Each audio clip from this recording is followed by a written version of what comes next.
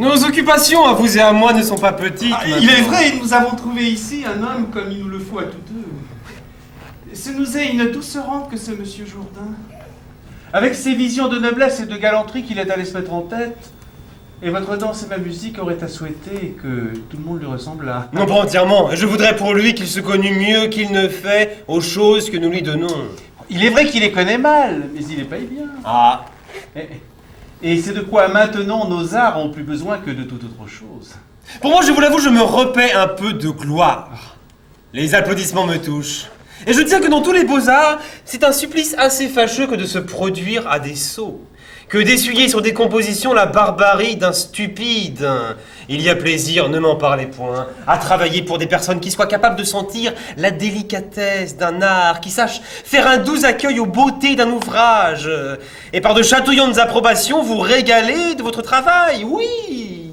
La récompense la plus agréable qu'on puisse recevoir des choses que l'on fait, c'est de les voir connues, de les voir caressées d'un applaudissement qui vous honore. Il n'y a rien, à mon avis, qui ne paye mieux que cela de toutes nos fatigues, et ce sont des douceurs exquises que les louanges éclairées.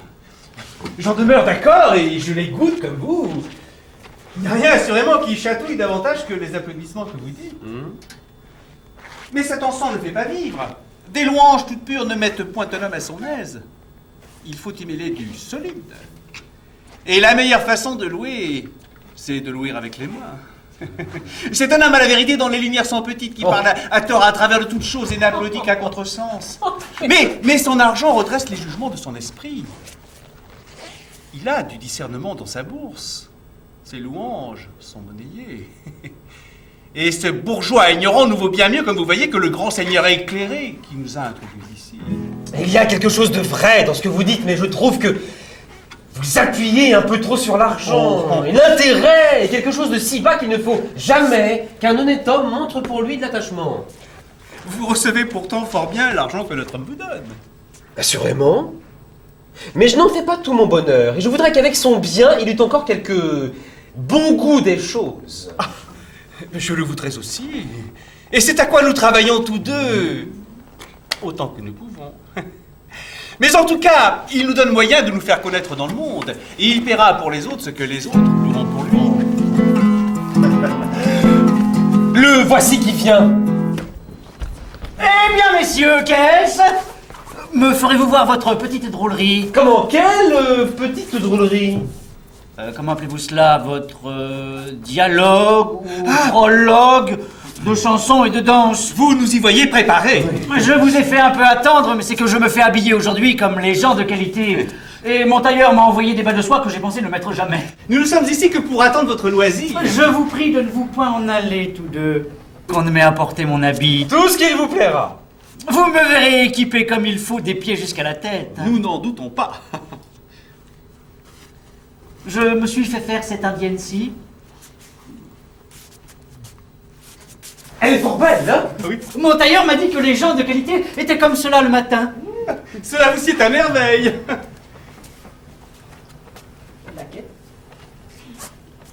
Que dites-vous de mes livrées? Oh. Elles sont magnifiques.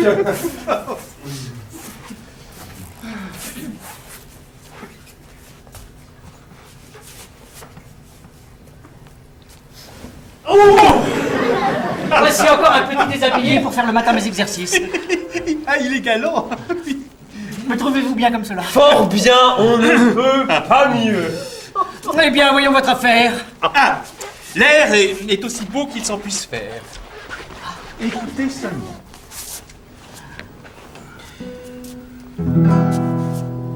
Je languis nuit et jour, et mon mal est extrême. Depuis qu'à vos rigueurs, vos beaux yeux m'ont soumis. Si vous traitez ainsi, belle iris qui vous aime, hélas, que pourriez-vous faire à vos ennemis?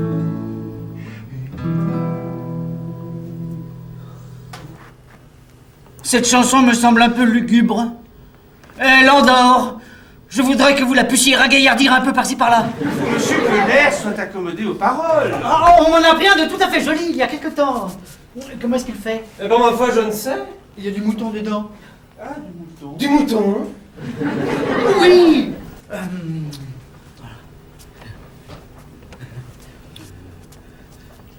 Je croyais Jeanneton aussi douce que belle. Je croyais Jeanneton plus douce qu'un mouton. Hélas, hélas, elle est 100 fois, 1000 fois plus cruelle que n'est le tigre au bois. Hélas, hélas, elle est 100 fois, 1000 fois plus cruelle que n'est le tigre au bois.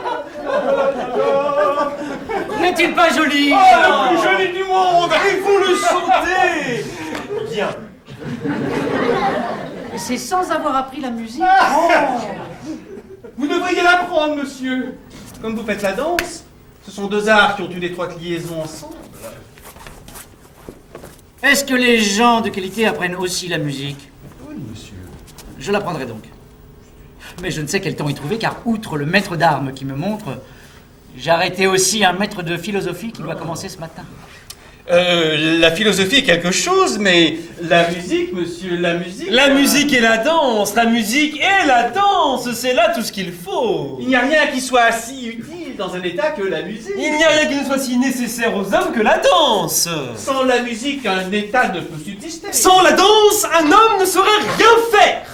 Et tous les désordres et toutes les guerres qu'on voit dans le monde n'arrivent que pour n'apprendre pas la musique. Tous les malheurs des hommes, tous les revers funestes dont les histoires sont remplies, les bévues des politiques, les manquements des grands capitaines, tout cela n'est venu que faute de savoir danser. Comment cela?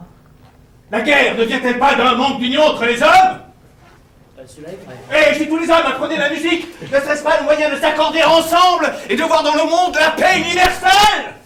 Vous avez raison. Lorsqu'un homme a commis un manquement dans sa conduite, soit aux affaires de sa famille, au gouvernement d'un État, au commandement d'une armée, ne dit-on pas toujours un tel a fait un mauvais pas dans une telle affaire? Oui, on dit cela. Et faire un mauvais pas ne peut-il procéder d'autre chose que de ne savoir pas danser? Vous avez raison, tous deux. C'est pour vous faire voir l'excellence et l'utilité de la musique et de la danse. Je comprends cela à cette heure. Bien. Ah, voulez-vous voir nos deux affaires? Oui. Je vous l'ai déjà dit, c'est un petit essai que j'ai fait autrefois des diverses passions que peut exprimer la musique. Fort bien. Voilà, il faut vous figurer que nous sommes habillés en bergers. Pourquoi toujours des bergers? On ne voit que cela partout. Ben... Le chant a été de tout temps affecté aux bergers. Il n'est guère naturel en dialogue que des princes ou des bourgeois chantent leur passion. Passe. Voyons. Ah, Un cœur dans l'amoureux empire de mille soins est toujours agité. On dit qu'avec plaisir on languit, on soupire, mais quoi qu'on puisse dire, il n'est rien de si doux que notre liberté. Il n'est rien de si doux que notre liberté.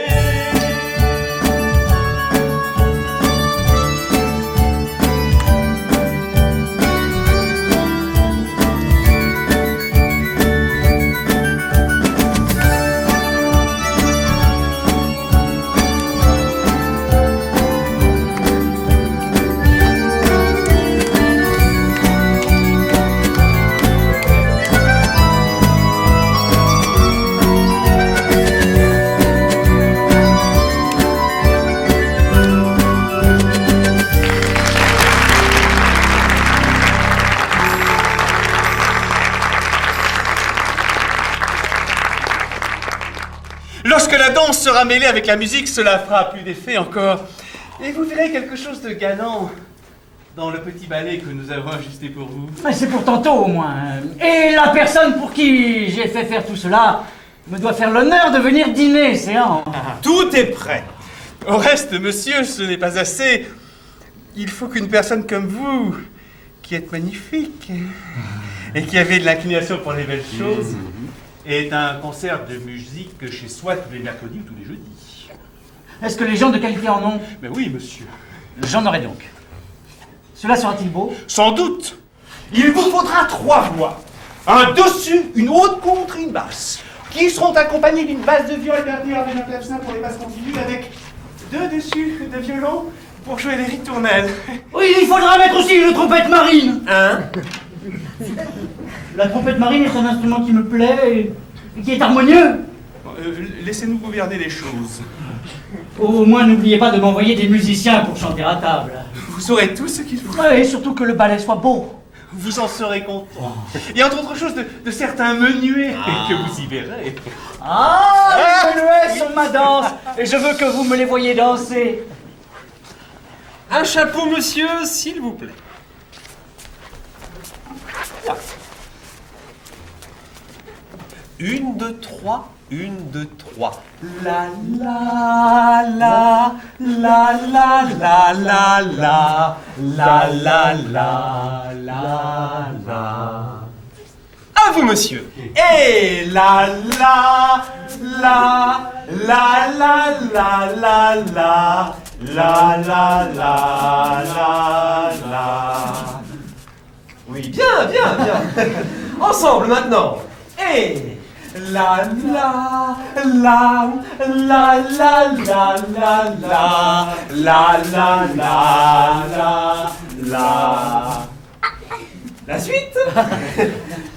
Et la la la. Non, non, non, non, non. Reprenons. En cadence, s'il vous plaît. Et la la, ne remuez pas tant les épaules. La la la la la la la la la la la la la la. Vos 2 bras sont estropiés. Et enfin, finissons.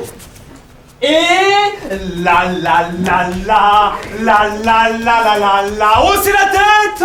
La la la la la la la la la la la la la la la la. Non non non non non non, attention, la pointe du pied là, hop, en dehors. La la la la la la la la la la. Dressez votre corps. La la la la la la la la la la la la la la. Bravo. Voilà qui est le mieux du monde. Oh, à propos, apprenez-moi comme il faut faire une révérence pour saluer une marquise. Une révérence pour saluer une marquise. J'en aurai tantôt besoin. Mhm. Une marquise qui s'appelle Dorimène. Et si vous voulez la saluer avec beaucoup de respect, il faut d'abord faire une révérence en arrière, marcher vers elle avec 3 révérences en avant, et la dernière vous baissez jusqu'à ses genoux.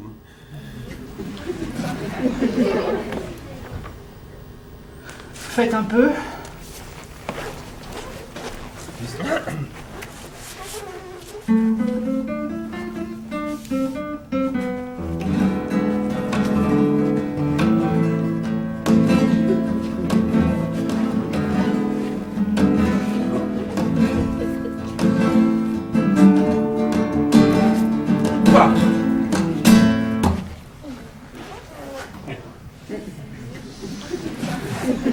Monsieur!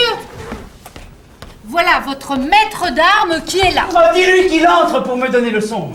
Oh, je veux que vous me voyez faire.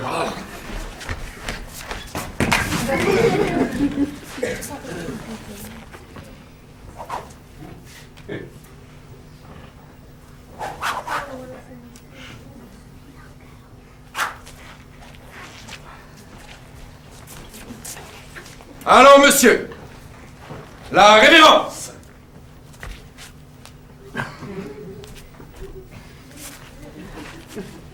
Le salut des armes.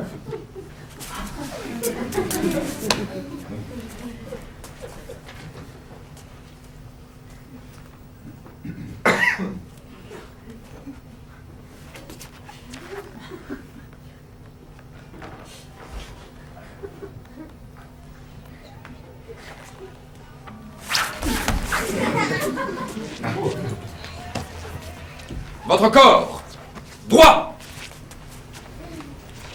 Un peu penché sur la cuisse gauche. Les jambes pointantes écartées. Vos pieds, sur une même ligne.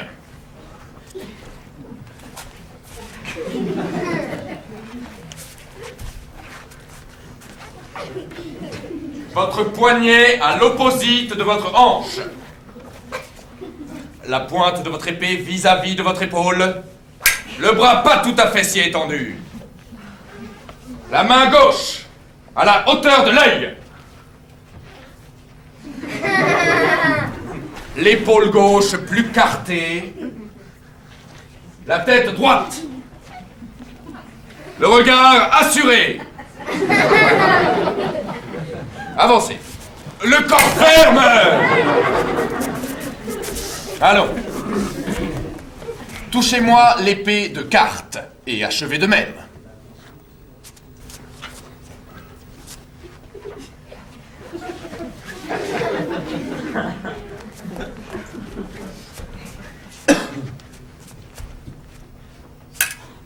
Deux.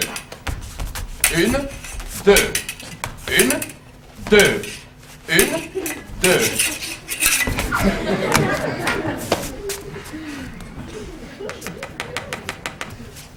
Remettez-vous. Redoublez de pied ferme.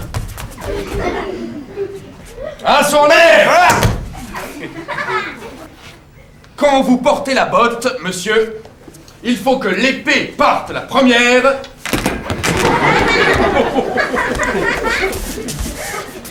Et que le corps soit bien effacé. Une, deux. Une, deux. Une, deux. Une, deux. Une, deux. Une, deux. Une, deux. Une, deux. Une, deux. Une, deux. Une, deux. Oh! Allons.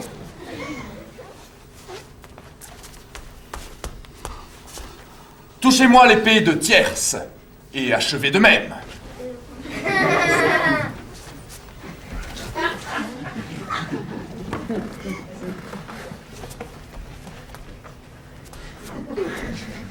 Une, deux.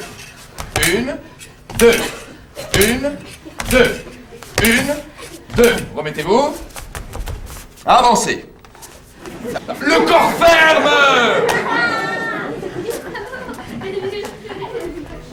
Avancez.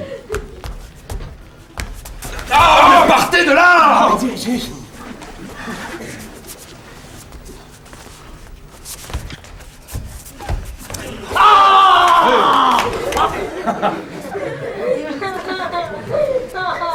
Une, deux, une, deux, une, deux, une, deux. Remettez-vous. Redoublez. Un saut en arrière. Une, deux, en garde, monsieur, en garde.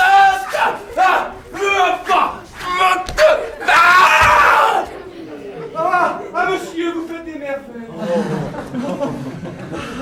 Je vous l'ai déjà dit.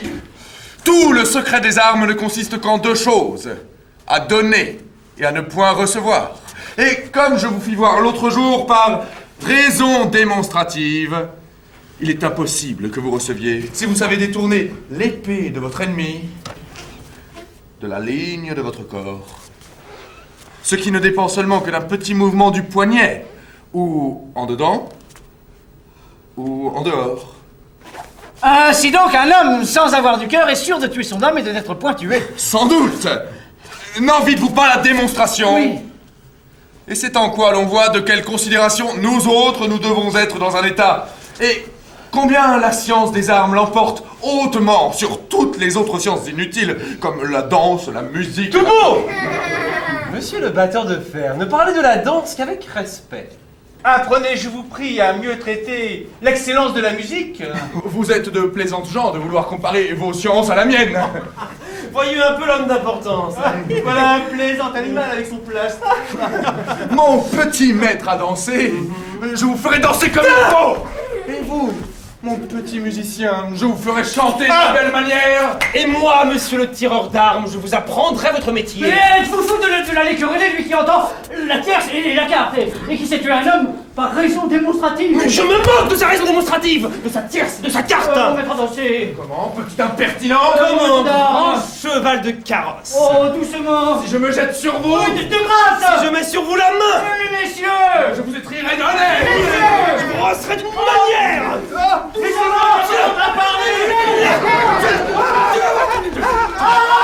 philosophe! Monsieur le philosophe! Vous arrivez tout à propos avec votre philosophie. Venez mettre un peu la paix entre ces personnes-ci. Qu'est-ce donc qu'y a-t-il, messieurs? Ils se sont mis en colère pour la préférence de leur profession. Jusqu'à se dire des injures et vouloir en venir aux mains. Et quoi, monsieur? Faut-il s'emporter de la sorte? Et n'avez-vous point lu le docte traité que Sénèque a composé de la colère? Y a-t-il rien de plus bas et de plus honteux que cette passion qui fait d'un homme une bête féroce? Oh! Et la raison ne doit-elle pas être maîtresse de tous nos mouvements? Comment, monsieur, il vient nous dire à tous nous des injures, en méprisant la danse que j'exerce et la musique dont il fait profession? Un homme ça est au-dessus de toutes les injures qu'on lui peut dire. Et la grande réponse qu'on doit faire aux outrages, c'est la modération et la patience. Ils ont tous deux l'audace de vouloir comparer leur profession à la mienne. Faut-il que cela vous émeuve? Ce n'est pas de vaine gloire et de condition que les hommes doivent disputer entre eux. Et ce qui nous distingue parfaitement les uns des autres, c'est la sagesse et la vertu. Et moi, je les soutiens que la danse est une science à laquelle on ne peut faire assez d'honneur. Et moi, que la musique en est une que tous les siècles ont révérée. Moi, je leur soutiens à tous deux que la science de tirer des armes est la plus belle et la plus nécessaire de toutes les sciences. Messieurs, mais que sera donc la philosophie, hein? Je vous trouve tous trois bien impertinents de parler devant moi avec cette arrogance et de donner impudemment le nom de science à des choses que l'on ne doit même pas honorer du nom d'art, hein, et qui ne peuvent être comprises que sous le nom de métier misérable, de gladiateur, de chanteur, De baladin. Allez, philosophe de chien. Allez, Bélutre de pédant. Qui sont fiefés.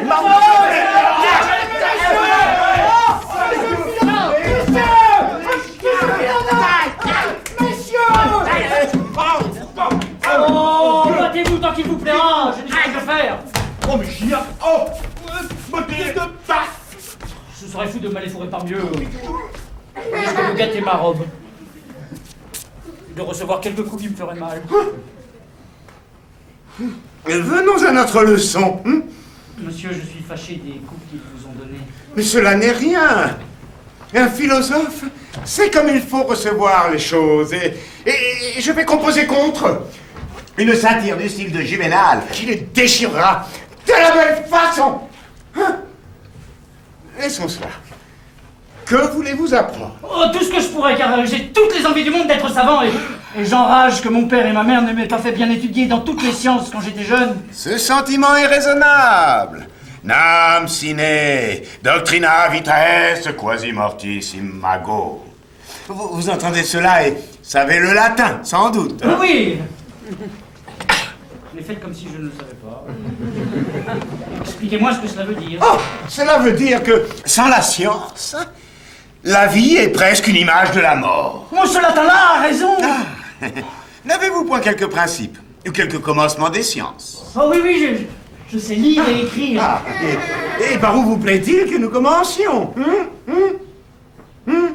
Oh, voulez-vous que je vous apprenne la logique? Qu'est-ce que c'est que cette logique? Oh, la logique est celle qui nous enseigne les 3 opérations de l'esprit. Et qui sont-elles les 3 opérations de l'esprit? Mais la première, la seconde et la troisième. En philosophie, la première est de bien concevoir par le moyen des universaux.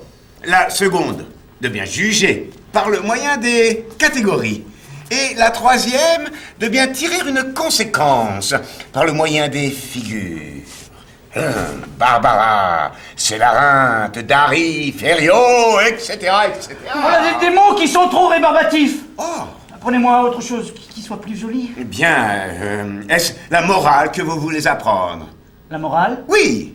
Et qu'est-ce qu'elle dit, cette morale? Oh, elle traite de la félicité. Enseigne aux hommes à modérer leur passion. Oh, non, il y a de morales qui tiennent. Je suis bilieux comme tous les diables et je veux me mettre en colère tout mon souffle quand il m'en prend envie. Est-ce la physique que vous voulez apprendre? Qu'est-ce qu'elle chante, cette physique? La physique est celle qui nous explique les principes des choses naturelles et des propriétés du corps, qui discourt de la nature des éléments, des métaux, des minéraux, des plantes et des animaux, et nous enseigne les causes de tous les météores. Arc-en-ciel, neige, pluie, vents et tourbillons. Non, il y a trop de tintamarre là-dedans, trop de brouillamini. Que voulez-vous donc que je vous apprenne? Apprenez-moi l'orthographe. Mais très volontiers. Oh, après, vous m'apprendrez l'almanach. Pour savoir quand il y a de la lune et quand il n'y en a pas. Oh, pour bien suivre votre pensée et traiter cette matière en philosophe, il faut commencer selon l'ordre des choses par une exacte connaissance de la nature des lettres et des diverses manières de les prononcer toutes. Là-dessus, j'ai à vous dire que les lettres sont divisées en voyelles, ainsi dites voyelles parce qu'elles expriment les voix, et en consonnes, ainsi appelées consonnes parce qu'elles sonnent avec les voyelles et ne font que marquer les diverses articulations des voix. Alors, il y a 5 voix ou voyelles: A, E, I, O, U. J'entends tout cela.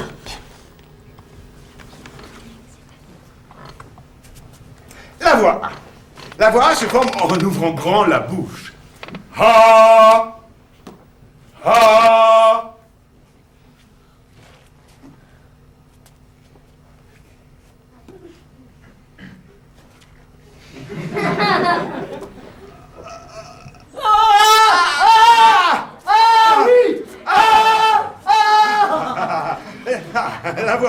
La voix E se forme en rapprochant la mâchoire d'en bas de celle d'en haut. A, U. A, U. A,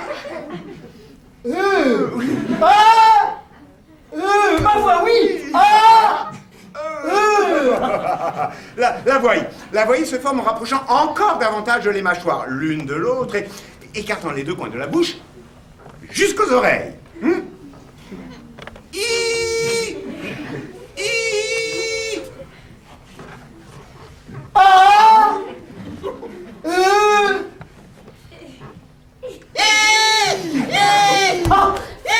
Vive la science!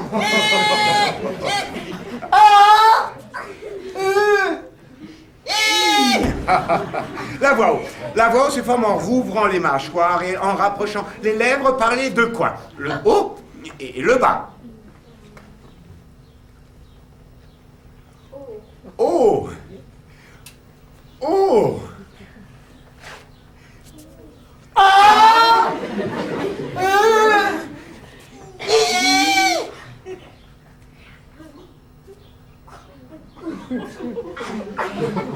Oh! Oh! Oh! Vive la science! Oh! L'ouverture de la bouche fait justement comme un petit rond qui représente un... Oh! Oh! Oh, la belle chose que de savoir quelque chose! Oh! Oh! La voix se forme en rapprochant les dents, sans les joindre tout à fait, et en allongeant vos deux lèvres au dehors, sans les joindre entièrement.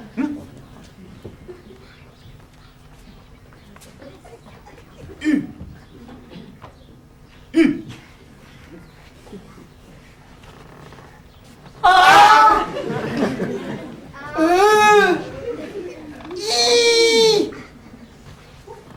Oh!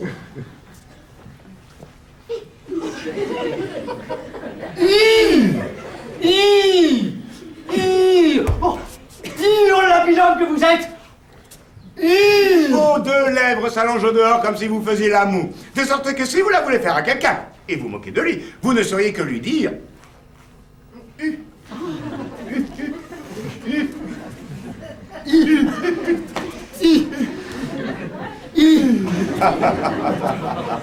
Demain, nous verrons les autres lettres qui sont les... consonnes. Y a-t-il des choses aussi curieuses qu'à celle-ci? Mais sans doute. Oh, la consonne D, par exemple, se prononce en donnant du bout de la langue sur les dents du haut. Da, da, da. Da, da, da, da. Da! Oh, mon père et ma mère, que je vous veux de mal! Da! Lève, en appuyant les dents du dessus sur la lèvre du dessous.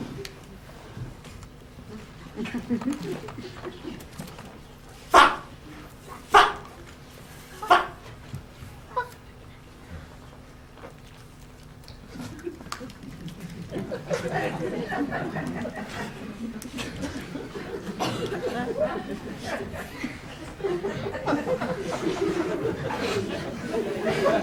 Fao! Fa! Oh, que l'ai-je étudié plutôt pour avoir appris tout cela? L'air, en portant le bout de la langue jusqu'en haut du palais, de sorte qu'étant ainsi frôlée par l'air qui sort avec force, elle lui cède et revient toujours au même endroit, faisant comme une sorte de petit tremblement. Ra, ra, ra, ra, ra, ra, ra, ra. Je vous expliquerai à fond toutes ces petites curiosités. Vous m'obligeriez. Au reste, il faut que je vous fasse une confidence.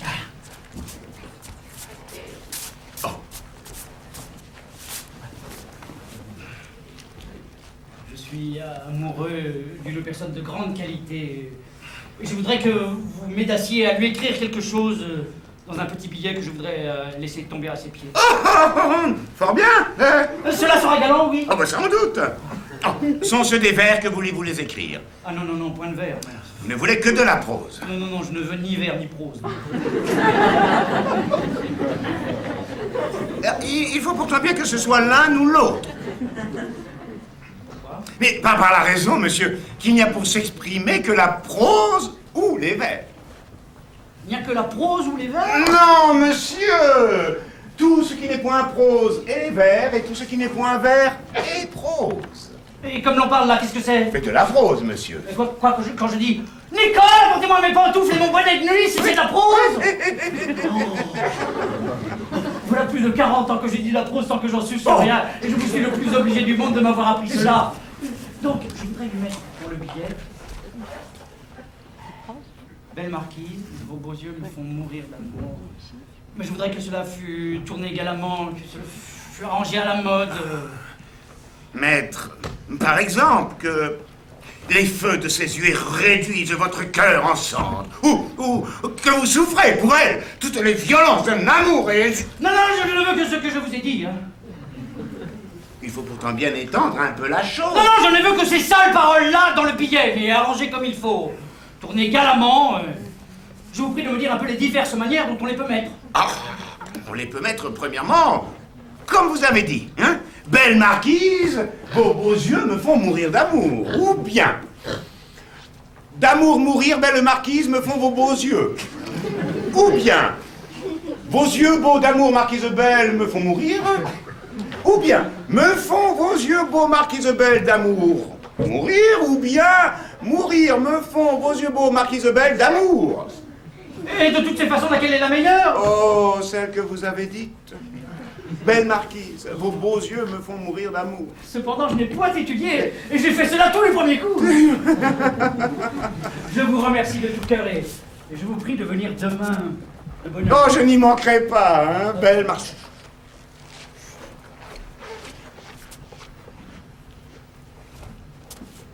Belle marquise, vos beaux yeux me font mourir d'amour.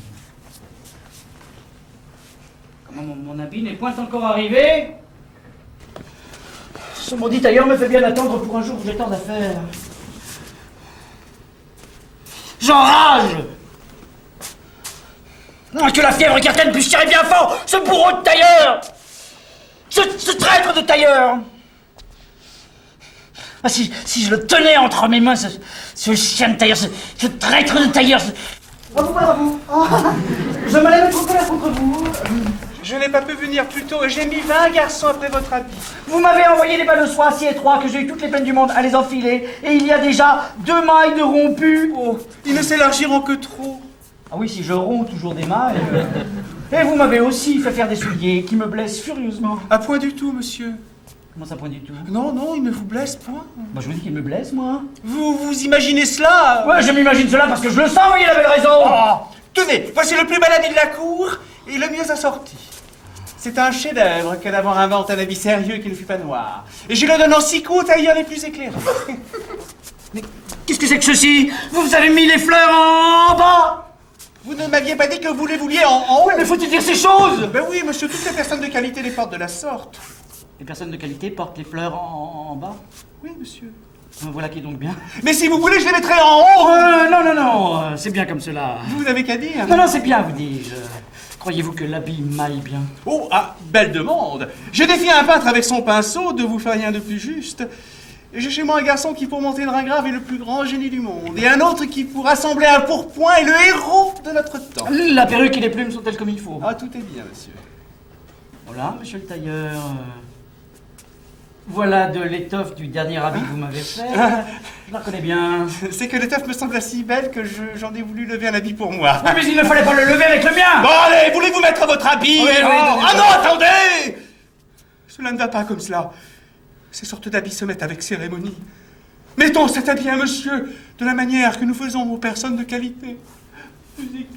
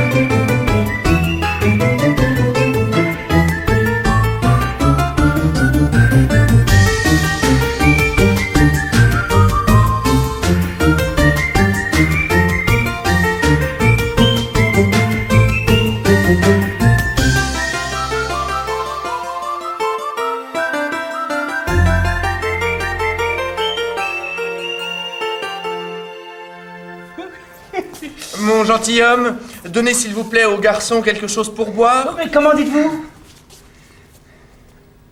Mon gentilhomme? Voilà ce que c'est que de se mettre en personne de qualité. Allez-vous-en toujours demeurer en bourgeois et on ne vous dira pas, mon gentilhomme. Voilà. Tenez. Voilà pour mon gentilhomme. Oh, Monseigneur, nous vous sommes bien obligés. Monseigneur, ne partez pas, mon ami. Monseigneur mérite quelque chose. Et ce n'est pas une petite parole que Monseigneur. Voilà pour Monseigneur. Monseigneur, nous allons boire tous à la santé de votre grandeur. Votre grandeur. Ne partez pas, mon ami. Votre grandeur. À moi, votre grandeur. Ma foi, s'il va aller jusqu'à Altesse, il aura toute la bourse. Voilà pour ma grandeur. Monseigneur, nous la remercions très humblement de ses libéralités. Bien fait. Je lui allais tout donner.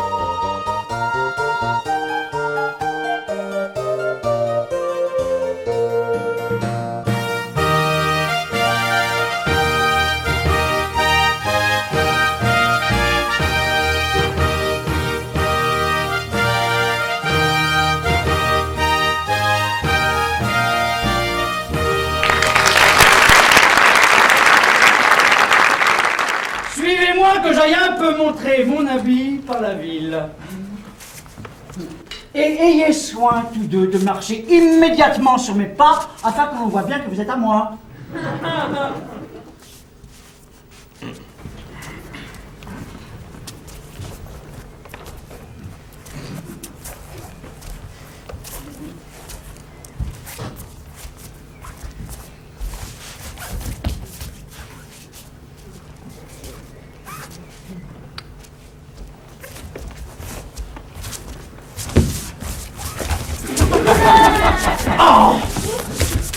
Appelez-moi Nicole que je lui donne quelques ordres.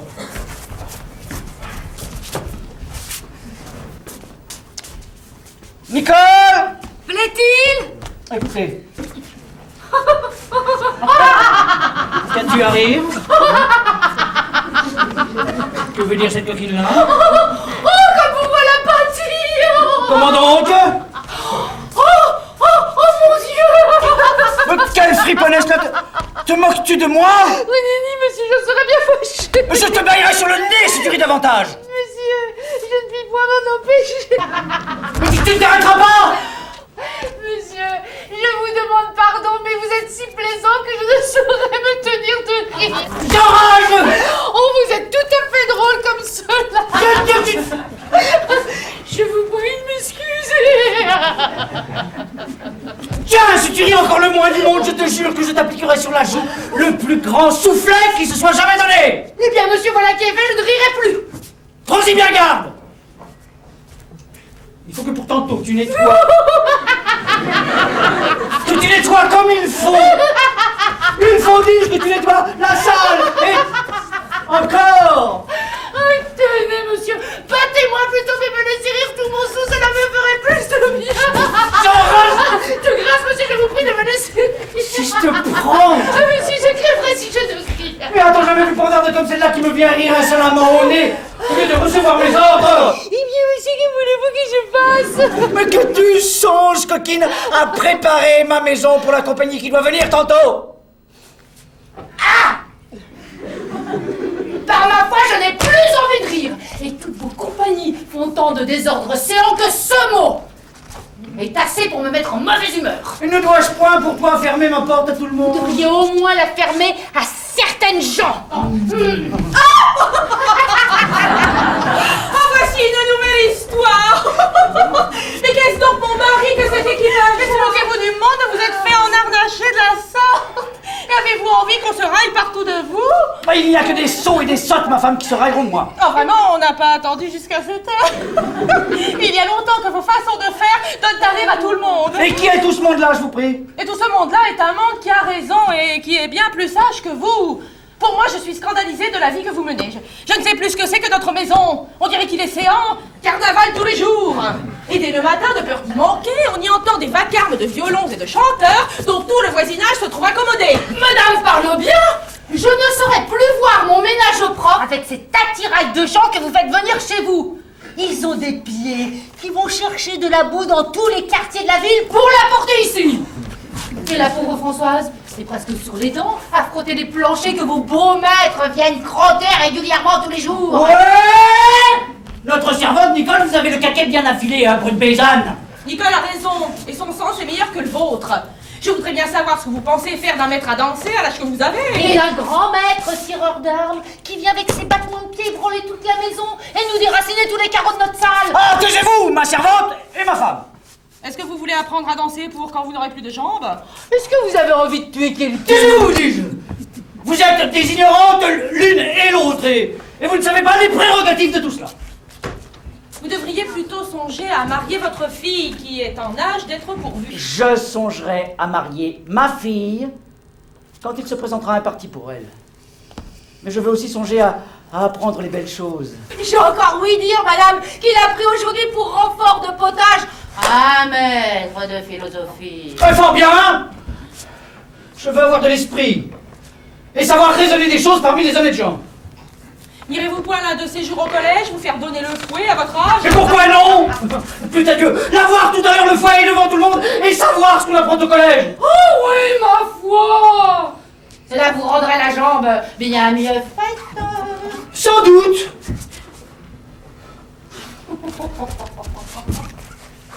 Tout cela est fort nécessaire pour conduire votre maison.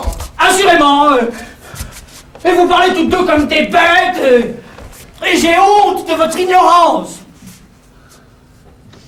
Par exemple, savez-vous, vous, ce que c'est que vous dites à cette Oui. heure? Je sais que ce que je dis est fort bien dit et que vous devriez songer à vivre d'autre sorte. Je ne parle pas de cela, je vous demande ce que c'est que les paroles que vous dites ici.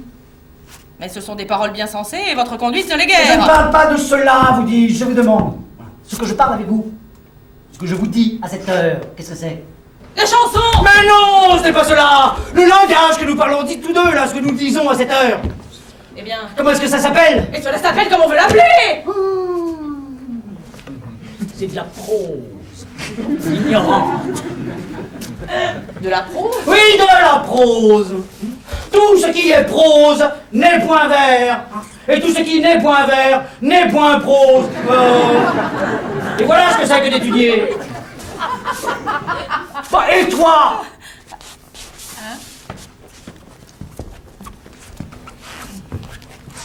Sais-tu bien comme il faut faire pour dire un U? Comment? Dis un peu U pour voir. Quoi? Bah, dis U. Eh bien, U. Bah, qu'est-ce que tu fais? Mais je dis U. Mais quand tu dis U, qu'est-ce que tu fais? Mais je fais ce que vous me dites. Oh, les 30 choses que d'avoir affaire à du bête. Bah, tu allonges les lèvres en dehors et tu rapproches la mâchoire d'en haut de celle d'en bas. Vois-tu? Je fais la moue. Cela est beau. Oui. Voilà qui est admirable. Hein. Oh, c'est bien autre chose. Hein.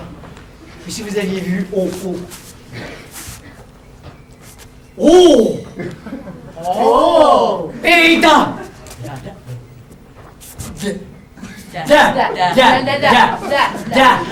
Et fa!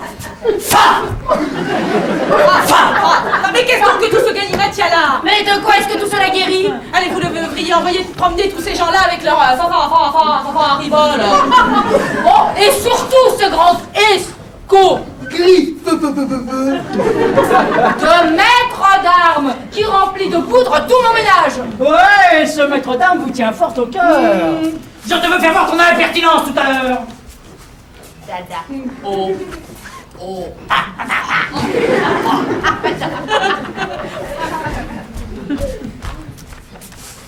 Raison démonstrative.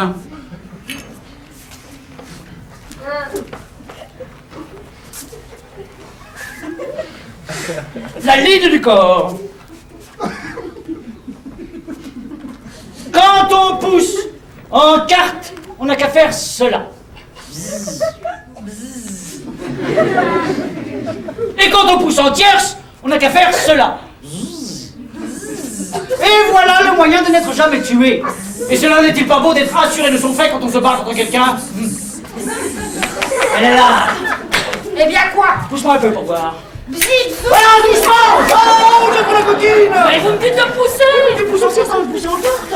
Et tu n'as pas la patience que je pars! Mais vous êtes fou, mon mari, avec toutes vos fantaisies. Et cela vous est venu depuis que vous vous mêlez de hanter la noblesse. Lorsque je hante la noblesse, je fais paraître mon jugement. Et cela est plus beau que de hanter votre bourgeoisie. Oh oui, vraiment, il y a fort à gagner à fréquenter vos nobles. Et vous avez bien opéré avec ce beau monsieur le comte dont vous vous êtes embéguiné. Hé! Songez à ce que vous dites! Savez-vous bien, ma femme, que vous ne savez pas de qui vous parlez quand vous parlez de lui? C'est une personne d'importance, plus que vous ne pensez. Un seigneur que l'on considère à la cour et qui parle au roi tout comme je vous parle. Et ne m'est-ce pas une chose qui m'est tout à fait honorable que l'on voit venir chez moi si souvent un homme de cette condition, qui m'appelle son cher ami et me traite comme si j'étais son égal. Il a pour moi des bontés qu'on ne devinerait jamais, et devant tout le monde il me fait des caresses dont je suis moi-même confus. Oui, oui, il a des bontés pour vous et il vous fait des caresses. Mais il vous emprunte votre argent. Et quoi, ne m'est-ce pas de l'honneur de prêter de l'argent à un homme de cette condition-là? Et puis-je faire moins pour un seigneur qui m'appelle son cher ami? Mais ce seigneur, que fait-il pour vous? Des choses dont on serait étonné si on les savait. Mais quoi? Basta, je ne puis pas m'expliquer. Il suffit que je lui ai prêté de l'argent et il me le rendra bien, et avant qu'il soit peu. Oui, oui, attendez-vous à cela. Ne me l'a-t-il pas dit? Il ne manquera pas d'y faillir. Il m'a juré sa foi de gentilhomme. Chanson! Oui, vous êtes bien obstiné, ma femme, je vous dis qu'il me tiendra parole. J'en suis sûr. Et moi, je suis sûre que non, et que toutes les caresses qu'il vous fait ne sont que pour vous enjoler. Oh, taisez-vous, les voici. Oh, il ne nous faut plus que cela. Il vient peut-être encore vous faire quelque emprunt. Et il me semble que j'ai dîné quand je le vois. Taisez-vous, vous dis-je. Mon cher ami, Monsieur Jourdain, comment vous portez-vous? Fort bien pour vous rendre mes petits services. Et Madame Jourdain, que voilà? Comment se porte-t-elle? Madame Jourdain se porte comme elle peut. Comment, Monsieur Jourdain, vous voilà le plus propre du monde? Vous voyez. Vous avez tout à fait bon air avec cet habit. Et nous n'avons point de jeunes gens à la cour qui soient mieux faits que vous. Il le gratte par où il se démange. Tournez-vous un peu. Oh, oh, oh, cela est tout à fait galant. Oui, aussi saut par derrière que par devant. Ma foi, Monsieur Jourdain, j'avais une impatience étrange de vous voir. Vous êtes l'homme du monde que j'estime le plus. Et je parlais de vous encore ce matin dans la chambre du roi. Oh, c'est beaucoup d'honneur que vous me faites, monsieur. Dans la chambre du roi. Allons, mettez. Monsieur, je sais le respect que je vous dois. Mon Dieu, Monsieur Jourdain, point de cérémonie entre nous. Mettez, je vous prie. Oh, monsieur. Mettez, Monsieur Jourdain, vous êtes mon ami. Monsieur, je suis votre serviteur. Ah, je ne me couvrirai point si vous ne vous couvrez. J'aime mieux être incivil qu'importun. Monsieur, je suis votre débiteur, comme vous le savez. Oui, nous ne le savons que trop. Vous m'avez généreusement prêté de l'argent, plusieurs occasions, et vous m'avez obligé de la meilleure grâce du monde, assurément. Monsieur, cela n'est rien. Mais je sais rendre ce qu'on me prête et reconnaître les plaisirs qu'on me fait. Je n'en doute point, monsieur. Je veux sortir d'affaire avec vous, Monsieur Jourdain, et je viens ici pour faire nos comptes ensemble.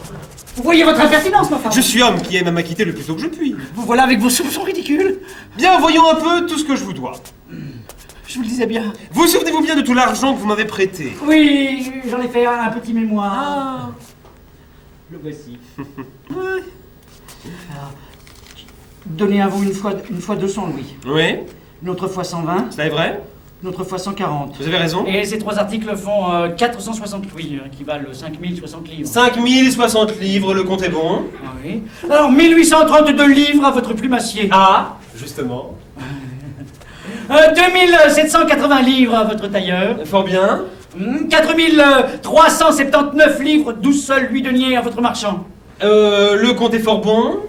Oui, et 1748 livres, 7 sols, 4 deniers à votre cellier. Bien, qu'est-ce que cela fait? La somme totale, 15 800 livres. Somme totale est juste, 15 800 livres. Mettez encore 200 pistoles que vous m'avez donné tout à l'heure. Cela fera 18 000 francs que je vous paierai au premier jour.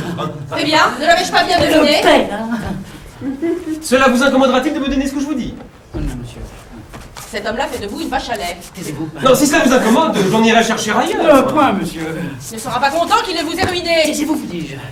Et il faut me le dire si ça vous embarrasse. Mais non, monsieur. C'est un vrai enjôleux. Que vous Il tirez-vous? vous saignera jusqu'au dernier sou. Taisez-vous encore une fois. J'ai force gens qui m'en prêteraient avec joie. Mais comme vous êtes mon meilleur ami, j'ai pensé que je vous ferais tort si j'en demandais à quelqu'un d'autre. Oh, monsieur, vous me faites beaucoup d'honneur. Non. Et je m'en vais acquérir votre affaire. Quoi? Vous allez encore lui donner cela? Et quoi? Puis-je refuser à un homme de cette condition qui a parlé de moi ce matin dans la chambre du roi? Allez, vous êtes une vraie dupe.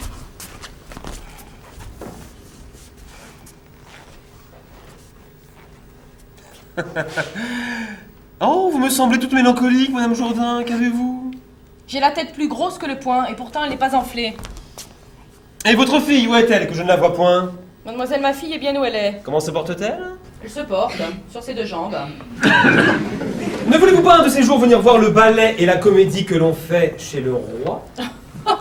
Oui, vraiment, nous avons fort envie de rire. Fort envie de rire, nous avons. Je pense, Madame Jourdain, que vous avez eu bien des amants dans votre jeune âge. Belle et d'agréable humeur comme vous étiez. Dame, monsieur, est-ce que Madame Jourdain est décrépite et la tête lui grouille-t-elle déjà? Oh, je vous prie de m'excuser, Madame Jourdain, je ne songeais pas que vous êtes jeune et je rêve le plus souvent. Non, je vous prie d'excuser mon impertinence. Ah, Voilà 200 louis bien comptés. je vous assure, Monsieur Jourdain, que je suis tout à vous et que je brûle de vous rendre un service à la cour. C'est trop d'honneur que vous me faites, monsieur. Si Madame Jourdain veut voir le divertissement royal, je lui ferai donner les meilleures places de la salle. Madame Jourdain vous baise les mains. Notre belle marquise, quand je vous ai mandé par mon billet, viendra ici tantôt pour le ballet et le repas. Et je l'ai fait enfin consentir au cadeau que vous lui vouliez donner. Tirons-nous un peu plus loin, pour cause. Il y a 8 jours que je ne vous ai vu. Je ne vous ai point demandé de nouvelles du diamant que vous me mites entre les mains pour lui en faire présent de votre part. Mais c'est que j'ai eu toutes les peines du monde à vaincre son scrupule. Et ce n'est que d'aujourd'hui qu'elle s'est résolue à l'accepter. Et comment l'a-t-elle trouvé? Oh, merveilleux! Et je me trompe fort ou la beauté de ce diamant fera pour vous, sur son esprit, un effet admirable. Plutôt ciel. Quand il est une fois avec lui, il ne peut le quitter. Je lui ai fait valoir bien comme il faut la richesse de ce présent et la grandeur de votre amour. Oh, ce sont des bontés, monsieur, qui me confondent et je suis dans une confusion la plus grande du monde de voir une personne de votre qualité s'abaisser pour moi à ce que vous faites. Comment manquez-vous? Mais enfin, ne feriez-vous pas pour moi la même chose, si l'occasion s'en offrait? Oh, assurément, et de très grand cœur. Et pour moi, je ne regarde rien quand il faut servir un ami. Que Et sa lorsque présence me pèse sur les épaules.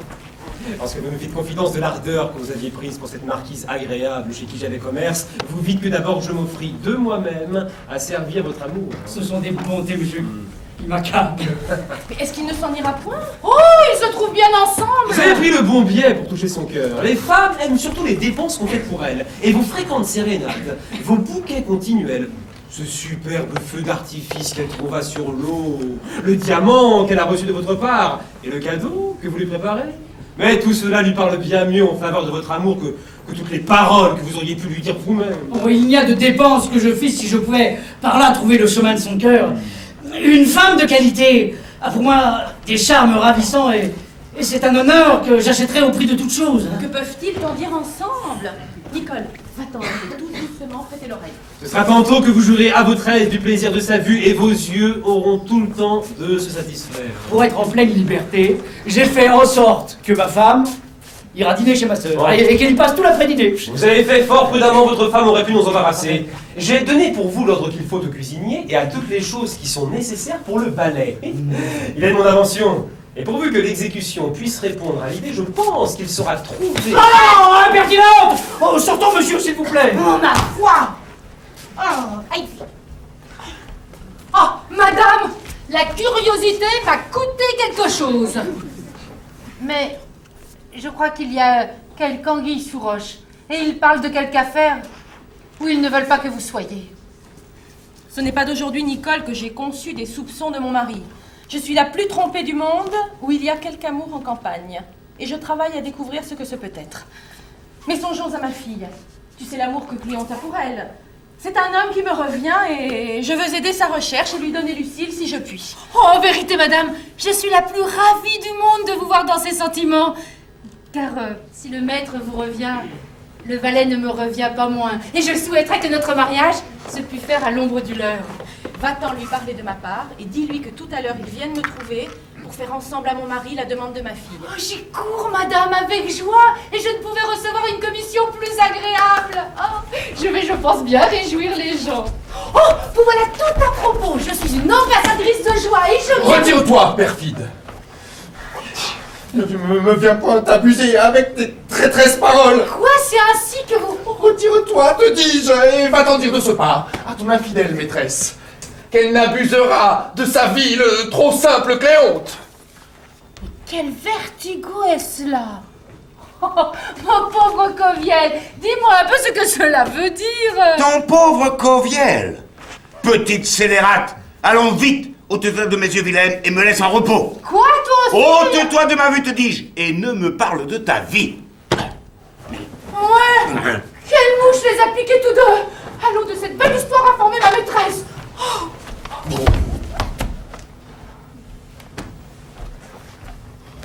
Quoi? Traiter un amant de la sorte, et un amant le plus fidèle et le plus passionné de tous les amants. C'est une chose épouvantable que ce qu'on nous fait là à tous deux. Je fais voir, pour une personne, toute l'ardeur et toute la tendresse qu'on peut imaginer. Je n'aime rien au monde qu'elle, et je n'ai qu'elle dans l'esprit. Elle fait tous mes soins, tous mes désirs, toute ma joie. Je ne parle que d'elle. Je ne pense qu'à elle. Je ne fais des songes que d'elle. Je ne respire que par elle. Mon cœur vit tout en elle. Et voilà de tant d'amitié la digne récompense. Je suis 2 jours sans la voir, qui sont pour moi 2 siècles effroyables. Je la rencontre par hasard. Mon cœur, à cette vue, se sent tout transporté. Ma joie éclate sur mon visage. Je vole avec ravissement vers elle. Et l'infidèle détourne de moi ses regards et passe brusquement, comme si de sa vie elle ne m'avait vu. Là. Là. Je dis les mêmes choses que vous. Peut-on rien voir d'égal, Coviel, à cette perfidie de l'ingrate Lucille? Et à celle, monsieur, de la pendarde de Nicole. Après tant de sacrifices ardents, de soupirs, de vœux que j'ai faits à ses charmes. Après tant d'assidus hommages, de soins et de services que je lui ai rendus dans sa cuisine. Tant de larmes que j'ai versées à ses genoux. Tant de seaux d'eau que j'ai sortis du puits pour elle. Tant d'ardeur que j'ai fait paraître à la chérir plus que moi-même. Oh, tant de chaleur que j'ai souffert à tourner la broche à sa place. Elle me fuit avec mépris. Elle me tourne le dos avec effronterie.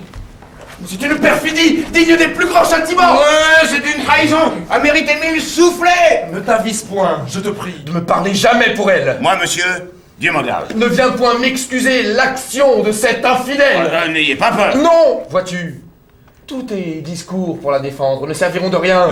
Qui songe à cela? Je veux contre elle conserver mon ressentiment et rompre ensemble tout commerce. J'y consens.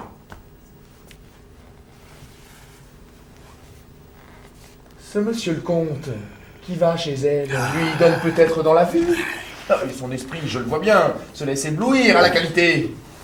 Mais il me faut, pour mon honneur, prévenir l'éclat de son inconstance. Je veux faire autant de pas qu'elle au changement où je la vois courir, et ne lui laisser pas toute la gloire de me quitter. Ah, c'est fort bien dit. Et j'entre pour mon compte dans tous vos sentiments. Tu donnes la main à mon dépit, et soutiens ma résolution contre tous les restes d'amour qui me pourraient parler pour elle. Dis-moi, je t'en conjure, tout le mal que tu pourras. Fais-moi de sa personne une peinture qui me la rende méprisable et marque-moi bien pour m'en dégoûter tous les défauts que tu peux voir en elle. Monsieur.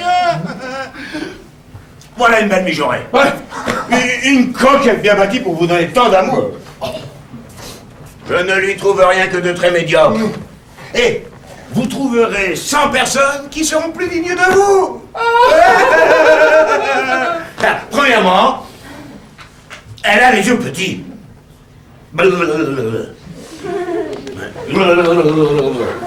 Cela est vrai. Elle a les yeux petits. Mais elle les a pleins de feu. Ah, les plus touchants, les plus perçants du monde, les plus brillants qu'on puisse voir. Elle a la bouche grande, hein? Oui. Mais on y voit des grâces qu'on voit point aux autres bouches. Et cette bouche, en la voyant, inspire des désirs. Et la plus attrayante, la plus amoureuse du monde. Et pour sa taille, elle est pas grande. Non, mais elle est aisée et bien prise. Elle affecte une nonchalance dans ses actions et dans son parler, là. Pouf! Boum! Il est vrai. Mais elle a grâce à tout cela, et ses manières sont engageantes, ont je ne sais quel charme à s'insinuer dans les cœurs. Pour de l'esprit! Ah, elle en a Coviel, du plus fin, du plus délicat. Eh, sa conversation! Sa conversation est charmante. Oh, elle est toujours sérieuse!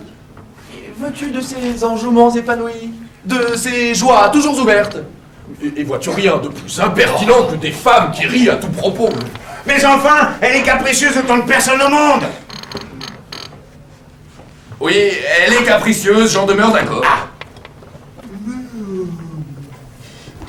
Mais tout s'y est bien, aux belles. Ouais. On souffre tous des belles. Oui, bah puisque cela va comme cela, je vois bien que vous avez envie de l'aimer toujours. Moi, j'aimerais mieux mourir, et je vais la haïr autant que je l'ai aimée. Le moyen, si vous la trouvez si parfaite.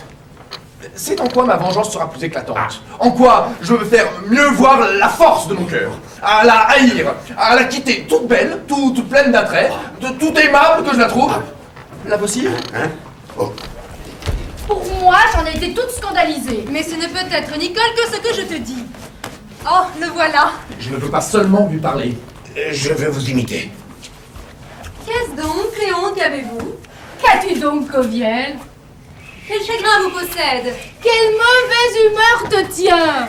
Êtes-vous muet? Cléon! As-tu perdu la parole, Coviel? Voilà qui est scélérat. Je serai Judas. Je vois bien que la rencontre de tantôt a troublé votre esprit. Ah, on voit ce qu'on a fait. Notre accueil de ce matin t'a rendu chef. Ouais, on a deviné l'entourloupe.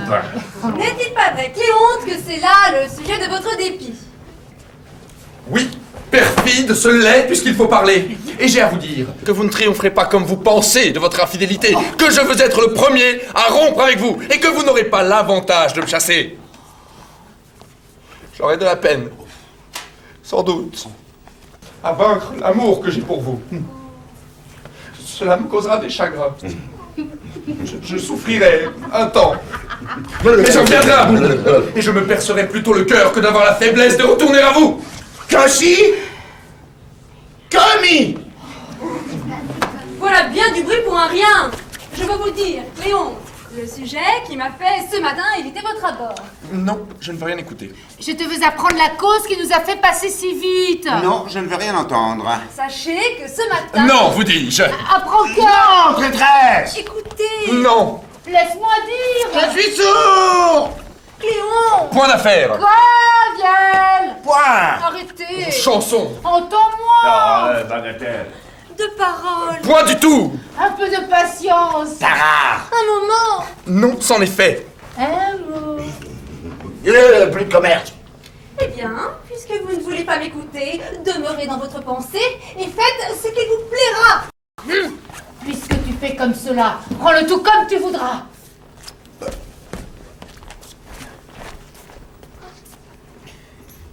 Sachons donc le sujet d'un si bel accueil. Il ne me plaît plus de le dire. Apprenons un peu cette histoire. Je ne veux plus, moi, te l'apprendre. De moi. Non, je ne veux rien dire. Écoute-moi. Non, je ne compte rien. De grâce. Non, que dis-je? Mais par charité. Point d'affaires. Je vous en prie. Laissez-moi. Je t'en conjure. Ôte-toi de là. Lucille.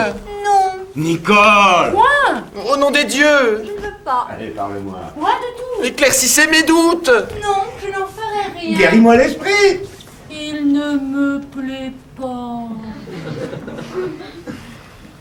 Eh bien, puisque vous vous souciez si peu de me tirer de peine, et de vous justifier du traitement indigne que vous avez fait à ma flamme, vous me voyez ingrate pour la dernière fois, et je vais, loin de vous, mourir de douleur et d'amour.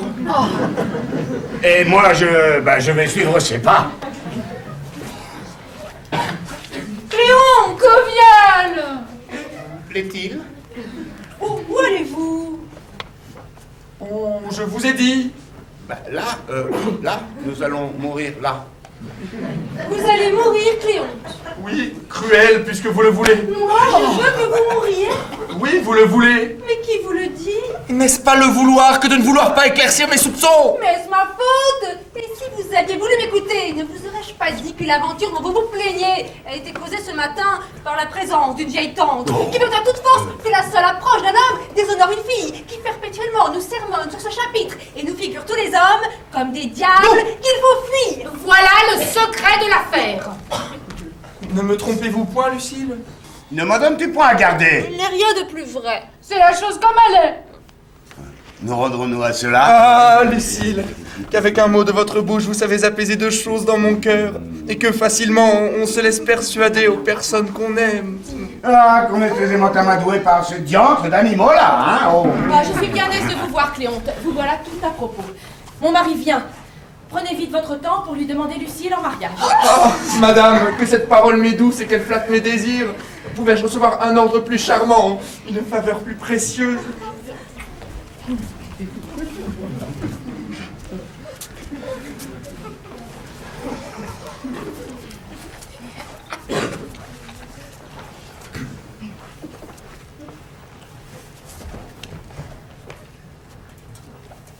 Monsieur, je n'ai voulu prendre personne pour vous faire une demande que je médite il y a longtemps.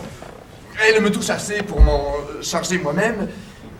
Et sans autre détour, je vous dirais que l'honneur d'être votre gendre est une faveur glorieuse que je vous prie de m'accorder. Monsieur, avant que de vous rendre réponse, je vous prie de me dire si vous êtes gentilhomme.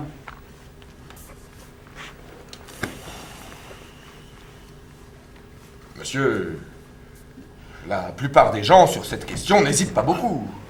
On tranche le mot aisément. Ce nom ne fait aucun scrupule à prendre, et l'usage aujourd'hui semble en autoriser le vol.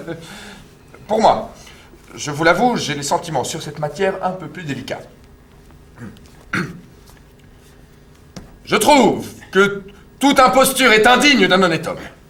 Qu'il y a de la lâcheté à déguiser ce que le ciel nous a fait naître, à se parer aux yeux du monde d'un titre dérobé, à se vouloir donner pour ce qu'on n'est pas. Je suis né de parents sans doute qui ont tenu des charges honorables.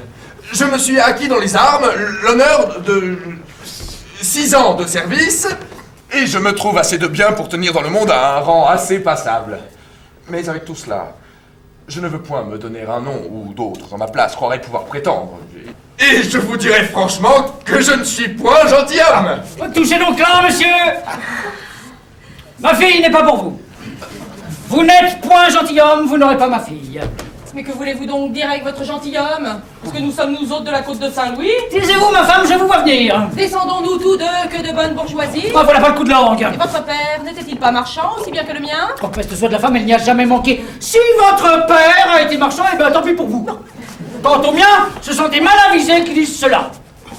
Tout ce que j'ai à vous dire, c'est que je veux avoir un gendre gentilhomme. Il faut à votre fille un mari qui lui soit propre. Et il vaut mieux pour elle un honnête homme riche et bien fait qu'un gentilhomme gueux et mal bâti.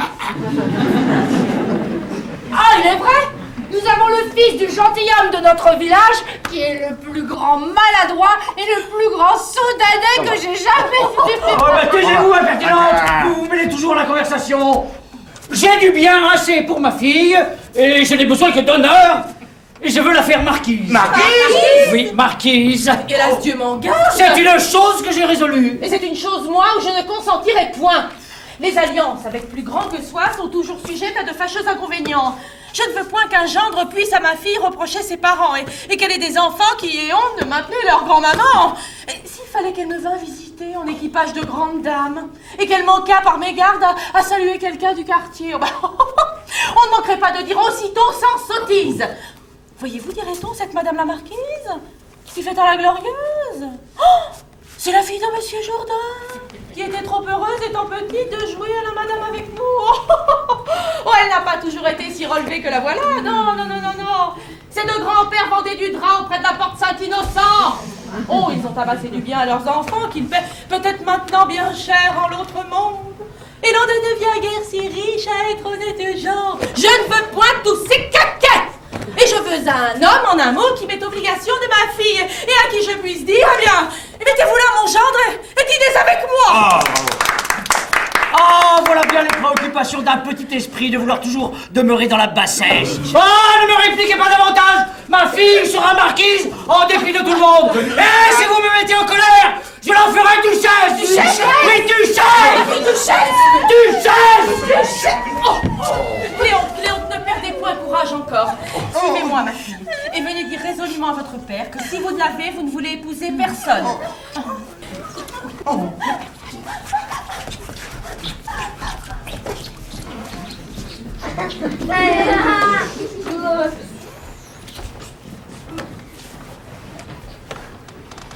Vous avez fait de belles affaires avec vos beaux sentiments, hein? Que veux-tu? J'ai un scrupule là-dessus que l'exemple ne saurait vaincre. Non mais vous moquez-vous de le prendre sérieusement avec un homme comme celui-là, hein? Ne voyez-vous pas qu'il est fou? Et vous coûtait-il quelque chose de vous accommoder de ces chimères? Tu as raison, je le vois bien. Mais je ne savais pas qu'il fallait faire ses preuves de noblesse pour être gendre de Monsieur Jourdain. De quoi es-tu? Puis ne pensez, monsieur, qui me vient pour jouer notre homme et vous faire obtenir ce que vous voulez. Quoi donc?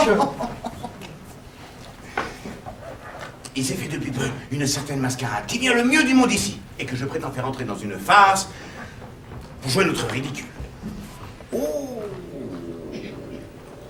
j'ai les comédiens, j'ai les costumes tout prêts. Laissez-moi faire seulement. Mais apprends-moi. Oui, je vais vous instruire de tout. Ah non, retirons-nous. Le voilà qui revient. Alors.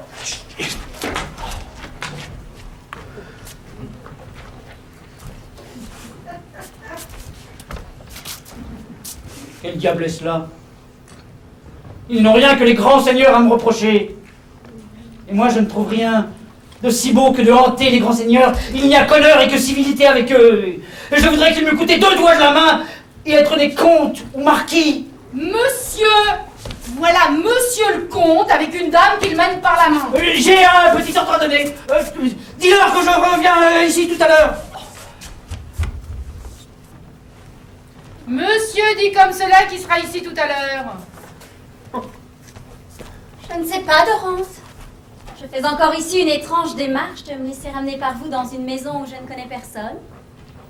Quel lieu voulez-vous, madame, que mon amour choisisse pour vous régaler? Puisque pour fuir l'éclat, vous ne voulez ni votre maison, ni la mienne. Mais vous ne dites pas que je m'engage insensiblement chaque jour à recevoir de trop grands témoignages de votre passion. J'ai beau me défendre des choses, vous fatiguez ma résistance. Et vous avez une si vive opiniâtreté qui me fait venir doucement à tout ce qu'il vous plaît. Les visites fréquentes ont commencé. Les déclarations sont venues ensuite qui, après, l'entraîné. Les sérénades et les cadeaux que les présents ont suivis. Je me suis opposée à tout cela, mais vous ne vous rebutez point. Et pied à pied, vous gagnez mes résolutions. Pour moi, je ne puis plus répondre de rien et je crois qu'à la fin, vous me feriez venir au mariage. Ma foi, madame, vous y devriez déjà être. Vous êtes veuve et ne dépendez que de vous. Je suis maître de moi et vous aime plus que ma vie. À quoi tient-il que dès aujourd'hui, vous ne fassiez tout mon bonheur? Mon Dieu, Dorante, il faut des deux parts bien des qualités pour vivre heureusement ensemble. Et les deux plus raisonnables personnes du monde ont souvent peine à composer une union dont ils soient satisfaits. Vous vous moquez, madame, de vous y figurer tant de difficultés, et l'expérience que vous avez faite ne conclut rien pour tous les autres. Enfin, j'en reviens toujours là. Les dépenses que je vous vois faire pour moi m'inquiètent par 2 raisons. L'une, qu'elles m'engagent plus que je ne voudrais. Et l'autre, que je suis sûre, sans vous déplaire, que vous ne les faites point, que vous ne vous incommodiez. Et je ne veux point cela. Madame, ce ne sont que des bagatelles, et ce n'est pas par là qu'il va falloir juger de Je mon... sais ce que je dis. Et entre autres, le diamant que vous m'avez forcé à prendre est d'un prix... Madame, ne faites point en vouloir une chose que mon amour trouve indigne de vous. Et souffrez que... Voici le maître du logis.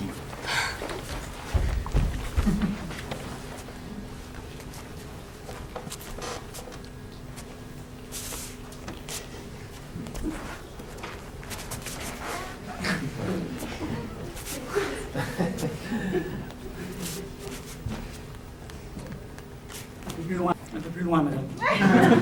Comment? Un pas, s'il vous plaît. Quoi donc? Reculez pour la troisième. Madame, monsieur Jourdain scelle son monde. Madame, ce m'est une gloire bien grande que de me voir assez fortuné pour être aussi heureux que vous ayez la bonté de m'accorder la grâce de me faire l'honneur de m'honorer de la faveur de votre présence. Et si j'avais pu aussi avoir le mérite pour mériter un mérite comme le vôtre, et que le ciel, envieux de mon bien, m'eût accordé l'avantage de me voir digne des... Oh, voilà assez, monsieur Jourdain. Madame n'aime pas les grands compliments. Elle sait que vous êtes homme d'esprit. C'est un bon bourgeois assez ridicule comme vous voyez dans toutes ses manières. Il n'est pas malaisé de s'en apercevoir. Madame, voilà le meilleur de mes amis. Oh, c'est beaucoup d'honneur que vous me faites. Galant homme, tout à fait. J'ai beaucoup d'estime pour lui. Oh, je n'ai rien fait encore, madame, pour mériter cette grâce. Prenez bien garde au moins, ne lui point parler du diamant que vous lui avez donné. Ne puis-je au moins lui demander comment elle le trouve? Comment? Gardez-vous-en bien. Pour agir en galant homme, il faut que vous fassiez comme si ce n'était pas vous qui lui eussiez fait ce présent. Monsieur Jourdain, madame dit qu'il est ravi de vous voir chez lui. C'est bien de la grâce qu'il me fait. Oh, madame, c'est vous qui faites les grâces. Et... Ah, songeons à nous mettre à table. J'entends les musiciens.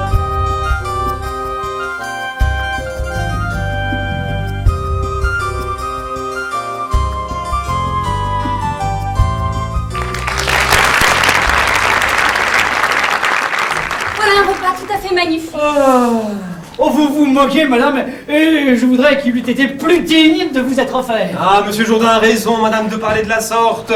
Mais comme c'est moi qui m'en suis mêlé, que je n'ai pas, comme nos amis, des lumières dessus, non, non, non. Si Damis s'en était mêlé, il ne manquerait pas de vous parler d'un pain de rive à biseau doré, relevé de croûte partout, d'un vin à sève veloutée, d'un carré de mouton gourmandé de persil, d'une longe de veau de rivière, blanche, délicate, et qui, sous la dent, est une vraie pâte d'amande, de perdrix relevé d'un fumet surprenant, et pour son opéra, d'une soupe à bouillon perlé soutenue d'un jeune gros dindon cantonné de pigeonneaux, et couronné d'oignons blancs mariés avec de la chicorée.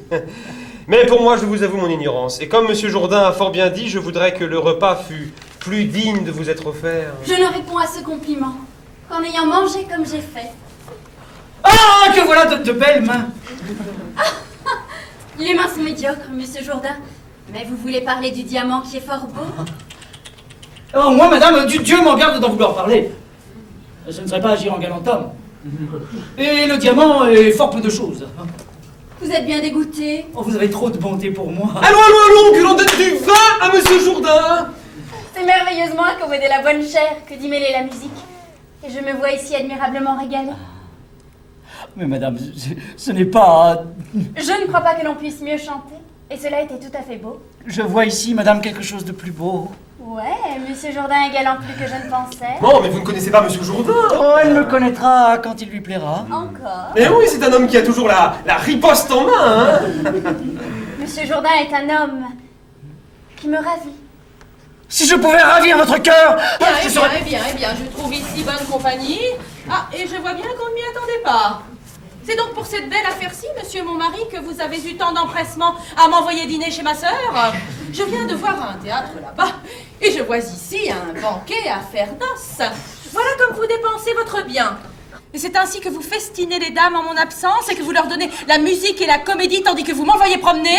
Comment, madame Jourdain, que voulez-vous dire? Et quelles fantaisies sont les vôtres d'aller vous mettre en tête que votre mari dépense son bien et que c'est lui qui donne ce régal à madame? Apprenez que c'est moi, je vous prie, qui ne fait que me prêter sa maison, et que vous devriez un peu mieux regarder aux choses que vous dites. Oui, impertinente. Apprenez que j'aime monsieur le comte, qui donne tout ceci à madame, qui est une personne de grande qualité. Il ne fait que prendre ma maison et vouloir bien que je sois avec lui. Ce sont des chansons que cela, et je sais ce que je sais. Prenez, Madame Jourdain, prenez de meilleures lunettes. Je n'ai que faire de vos lunettes, monsieur. Et je vois assez clair, il y a longtemps, que je sens les choses et je ne suis pas une bête. Cela est fort vilain à vous, pour un grand seigneur, de prêter la main comme vous faites aux sottises de mon mari. Et vous, madame, pour une grande dame, cela n'est ni beau ni honnête à vous de mettre la dissension dans un ménage et de souffrir que mon mari soit amoureux de vous. Que veut donc dire tout ceci? Mallier Dorante, vous vous moquez de m'exposer aux sottes visions de cette extravagance. Enfin, madame, où courez-vous, madame? Oh, madame! Oh, monsieur le comte, tâchez de la ramener et faites-lui excuse! Voilà de vos beaux faits!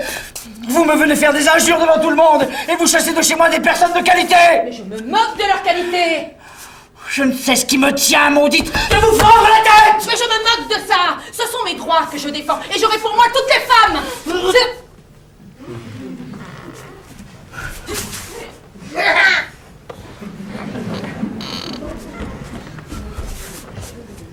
Vous faites bien d'éviter ma colère!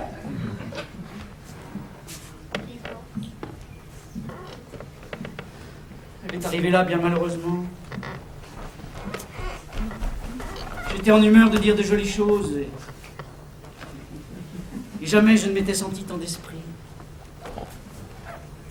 Qu'est-ce que c'est que ceci? Oh, monsieur, je ne sais pas si j'ai l'honneur d'être connu de vous. Non, monsieur. Oh, je vous ai vu que vous n'étiez pas plus grande que cela. Moi? Oui. Oh, vous étiez le plus bel enfant du monde. Et toutes les femmes vous prenaient dans leurs bras et pour vous baiser. Pour me baiser? Oui. Oh, et j'étais grand ami de feu monsieur votre père. Comment dites-vous? Et je dis que j'étais grand ami de feu monsieur votre père. C'était Feu, monsieur mon père? Oui. Ah, c'était un fort honnête gentilhomme. Comment dites-vous? Je dis que c'était un fort honnête gentilhomme. Mon père? Ben oui. Et vous l'avez fort connu? Assurément. Et vous l'avez connu pour être gentilhomme? Mais sans doute. Je ne sais comme le monde est fait. Il y a de sottes gens qui me veulent dire qu'il a été marchand. Lui, marchand? Mais c'est pure médisance. Mais non, il ne l'a jamais été. Non, tout ce qu'il faisait, c'était qu'il était fort obligeant et qu'il se connaissait fort bien en étoffe. Alors, il en allait choisir de tous les côtés, les faisait apporter chez lui et les donnait à ses amis pour de l'argent. Oh, monsieur, je suis ravi de vous connaître afin que vous rendiez ce témoignage-là que mon père était gentilhomme. Oh, mais je le soutiendrai devant tout le monde. Vous m'obligeriez. Et quel sujet vous amène? Oui, depuis avoir connu feu monsieur votre père, honnête gentilhomme, comme je vous ai dit, j'ai voyagé de par tout le monde. Partout le monde? Oui. Je pense qu'il y a bien loin en ce pays-là. Oh, assurément. Et je ne suis de retour de mes longs voyages que depuis 4 jours. Et par l'intérêt que je prends à tout ce qui vous touche, je viens vous annoncer la meilleure nouvelle du monde. Laquelle? Oh, vous savez que le fils du grand Turc est ici. À moi, non? Comment? Mais il a un train tout à fait magnifique. Tout le monde le va voir. Et il a été reçu en ce pays comme un seigneur d'importance. Par ma foi, je ne savais pas cela. Ce qu'il y a d'avantage pour vous, c'est que le fils du grand Turc est tombé amoureux de votre fille. Le fils du grand Turc? Oui. Et il veut être votre gendre. Mon gendre, le fils du grand Turc? Le fils du grand Turc, votre gendre, oui. Oh, comme je le fus voir et que j'entends parfaitement sa langue. Après quelques autres discours, il me dit... Axiam, Kronxoler, Rochala, Moustaphe, Giordani, Vanini, Carboulat. C'est-à-dire, n'as-tu point vu une jeune et belle personne qui est la fille de monsieur Jourdain, gentilhomme parisien? Le fils du grand Turc dit cela de moi? Oui. Et comme je lui ai répondu que je vous connaissais particulièrement et que j'avais vu votre fille, me dit-il, Marababa Sahem. C'est-à-dire, que je suis amoureux d'elle. Marababa Sahem veut dire, que je suis amoureux d'elle? faites bien de me le dire. Hein. Jamais je n'aurais cru que Marababassaem, il faut lui dire que je suis amoureux d'elle.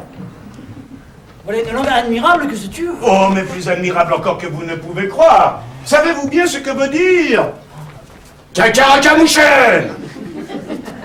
Kakarakamushen? Oui. Non.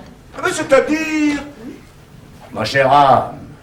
Kakarakamushen veut dire ma chère âme. Dirait-on jamais cela? Kakarakamushen, ma chère âme. Oh, voilà qui me confond. Enfin, pour achever mon ambassade, il vient vous demander votre fille en mariage.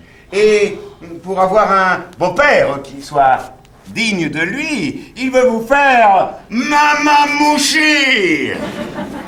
qui est une certaine grande distinction de son pays. Mamamouchi. Oui, Mamamouchi. Oh, c'est-à-dire en notre langue, paladin. Alors les paladins, ce sont de ces anciens... enfin, vous savez bien, les paladins. Il n'y a rien de plus noble que cela dans le monde. Et vous irez de pair avec les plus grands seigneurs de la terre. Le fils du grand turc m'honore beaucoup.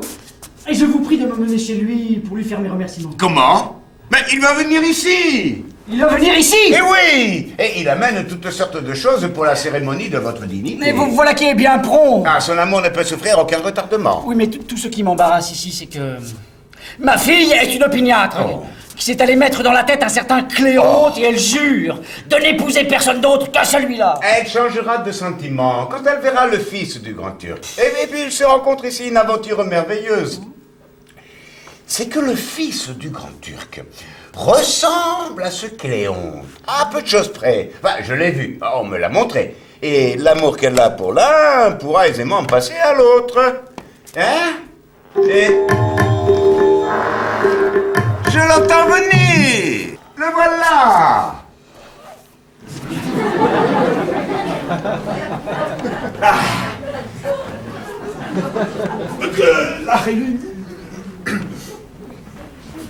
Abu Saïm Okiboraf, Jordana Salam Aleki. C'est-à-dire, Monsieur Jourdain, votre cœur soit toute l'année comme un rosier fleuri.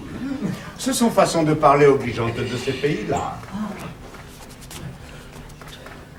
Je suis très humble serviteur de son Altesse turque. Karika Kokobo Ustin Moraf.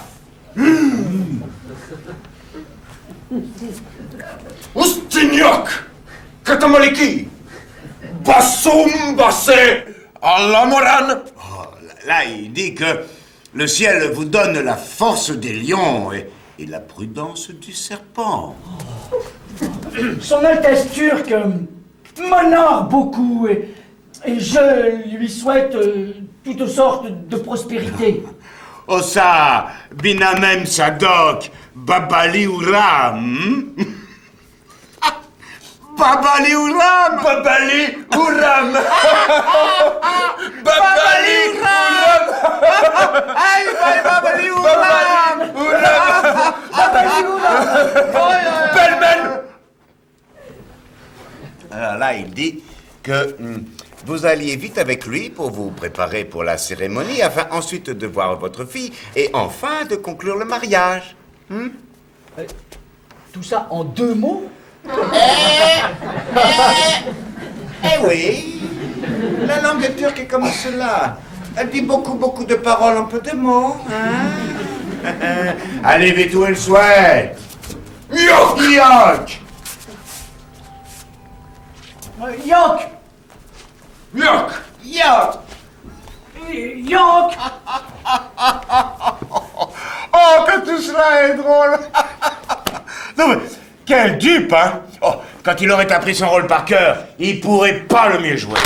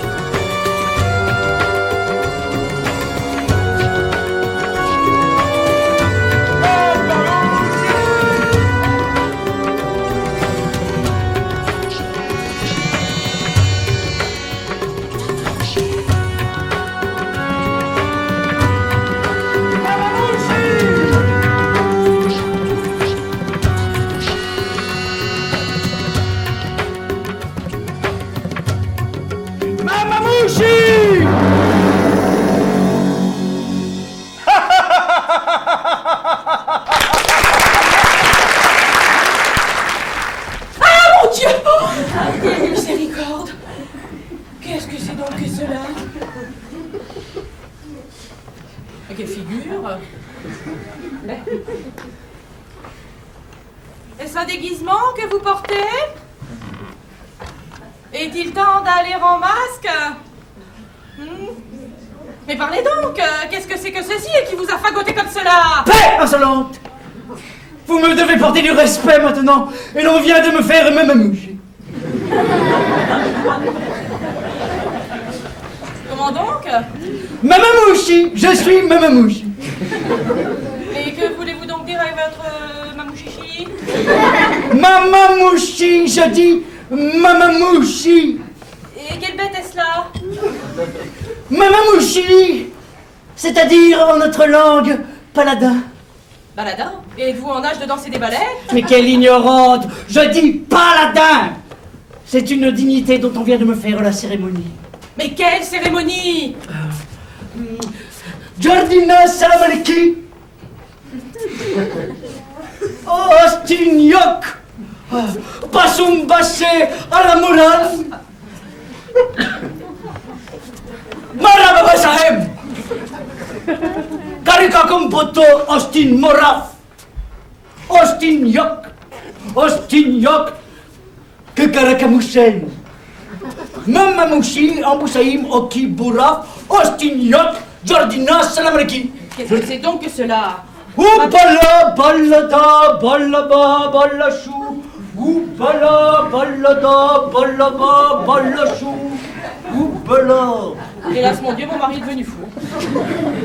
Paix, insolente! Ne parlez qu'avec respect à monsieur le Mamamouche! Mais où est-ce qu'il a donc perdu l'esprit? Courons l'empêcher de sortir. Ah, voici justement le reste de notre écu. Je ne vois que chagrin de tous les côtés.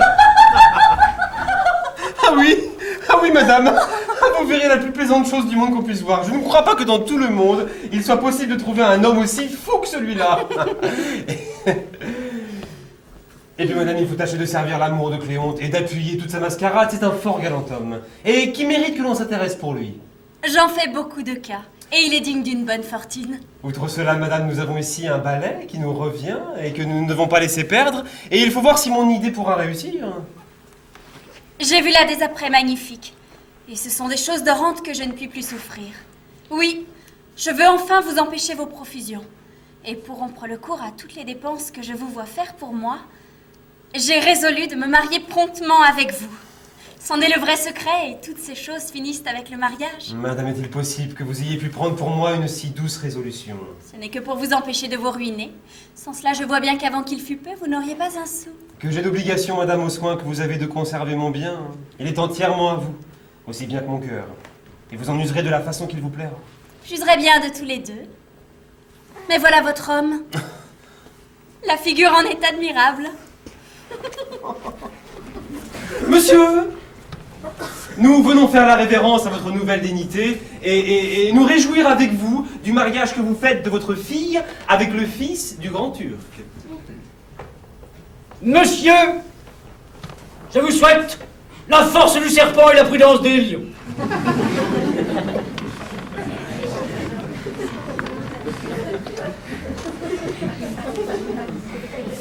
J'ai été bien aise, monsieur, d'être des premières à venir vous féliciter du haut degré de gloire où vous êtes monté.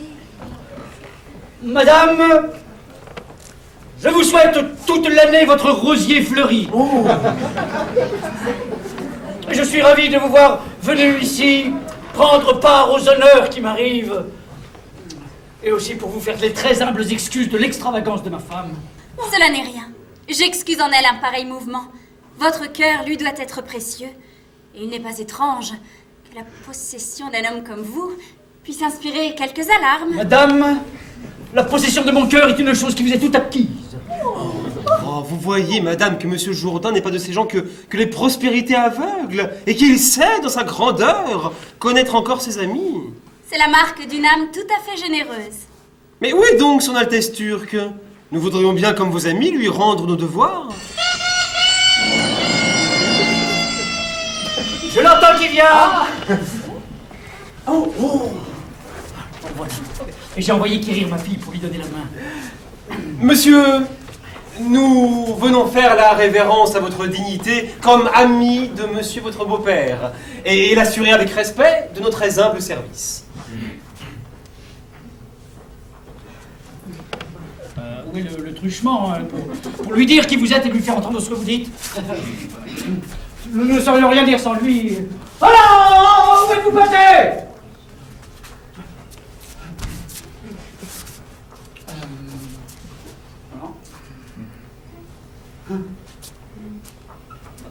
Strif? Straf? Struf? Monsieur le grande signore. Grande signore. Grande.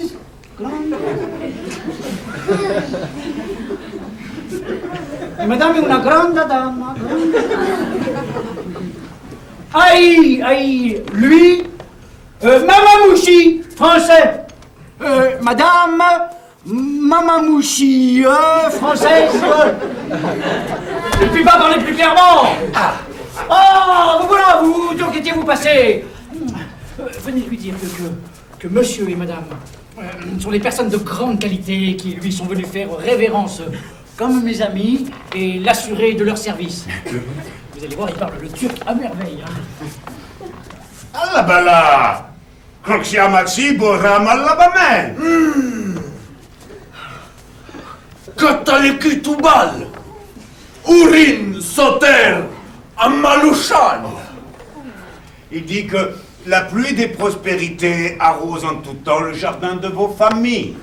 Je l'avais dit qu'il parlait turc. C'est admirable. Ah, ma fille, approchez et venez donner votre main à monsieur qui vous fait l'honneur de vous demander en mariage. Maman, mon père, mais comme vous voilà faire. Mais c'est une comédie que vous jouez.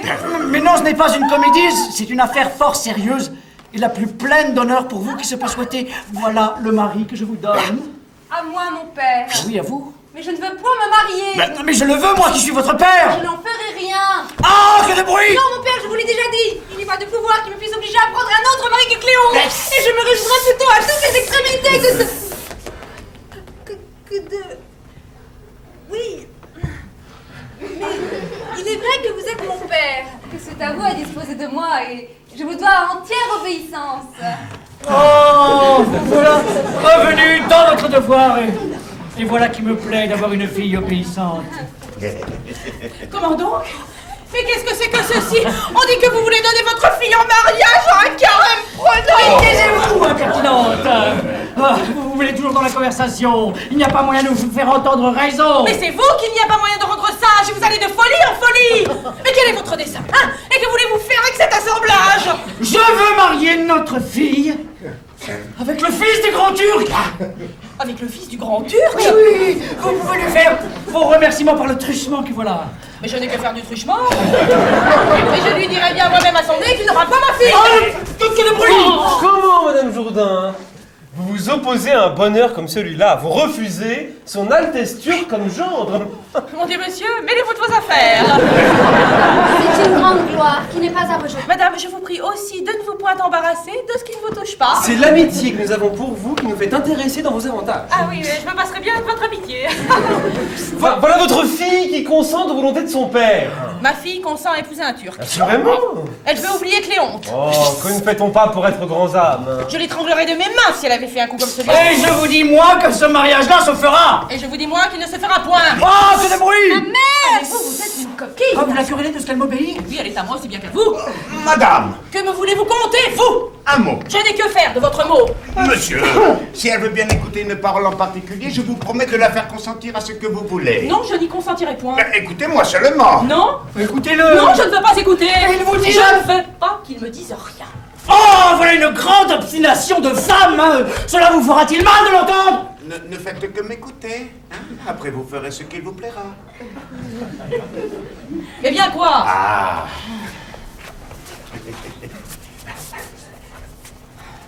Madame, cela fait 1 heure que nous vous faisons des signes. Ne voyez-vous pas que tout ceci n'est fait que pour nous ajuster aux visions de votre mari et que c'est Cléon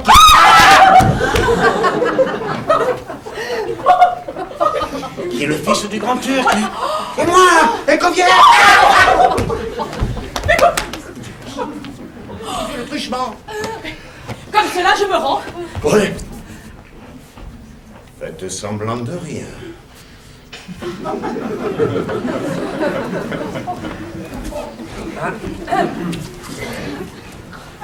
Voilà qui est fait. Je consens au mariage. Oh, je savais bien qu'il vous expliquerait ce que c'est que le fils du grand Turc. Oui, il me l'a expliqué comme il faut. Hein. Et j'en suis satisfaite. Eh bien, envoyons quérir un notaire. Ah, c'est fort bien dit. Et afin, Madame Jourdain, que vous ayez l'esprit tout à fait tranquille et que vous perdiez aujourd'hui toute la jalousie que vous pourriez avoir conçue de monsieur votre mari, c'est que nous nous servirons du même notaire pour nous marier, Madame et moi. Je consens aussi. Alors, Ça pouvait le faire à croire. Faut bien l'abuser avec cette feinte, hein. Allons guérir le notaire. Ah, c'est fort bien dit. Et pendant qu'il dresse les contrats, voyons notre ballet et donnons-en le divertissement à son Altesse turque. Oh, c'est fort bien avisé. Allons prendre nos places. et Nicole. Je la donne au truchement. Et ma femme, à qui la voudra. Oh, monsieur! Oh, je vous remercie! Aïe, aïe, aïe, aïe, aïe, aïe, aïe! Si l'on en peut voir un plus fou, je l'irai dire à Rome!